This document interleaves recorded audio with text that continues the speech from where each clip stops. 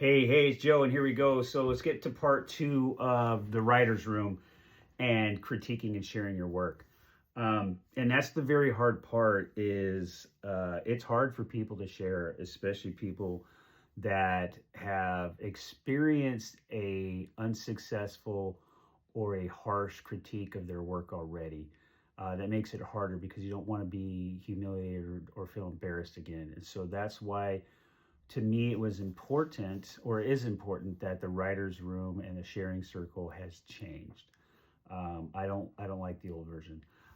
So as you write, it's very normal to feel that way, and you've got to get to the point where you start to feel and understand that you need to share your work to make progress, and you need to get feedback.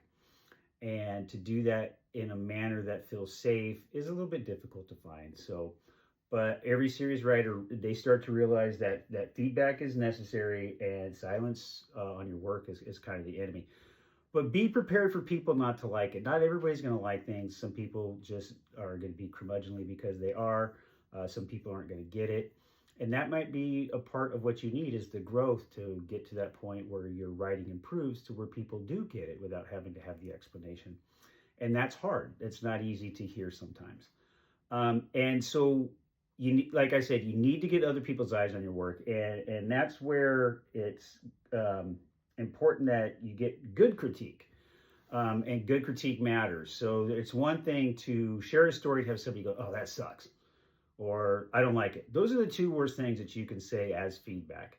In the last creative writing class I had, or playwriting class actually, I can't remember the actual name of the system, but I really enjoyed it.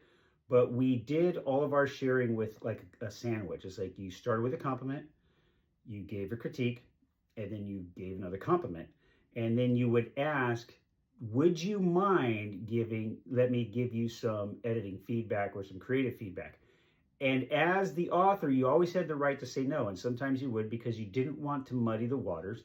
But other times you'd be like, yeah, it's like, what would that be? And they might say, okay, well, let's get back to the forest. I think you spent too much time talking about the forest, Joe. It's like, oh, okay, I kind of get it. And it explained why, and, so you move on. So the constructive criticism is helpful when you're couched with, on either side, some positive reinforcement about what you've already written. So that's good. It's one thing to say, like, you're bad at dialogue, or that conversation just didn't feel quite natural. So you see the difference there. And so the goal of the writer's room and the critiquing and sharing is not to get your ego pumped, but it's to improve your writing. So you got to be able to check your ego at the door, experience the growth, let the growth happen. And, some of the biggest leaps that you're going to take as a writer are going to be from the feedback that you get from your peers. So if you would like, I wouldn't mind maybe forming a group and facilitating it, or either doing things privately and reading your work and getting back to you. So just let me know.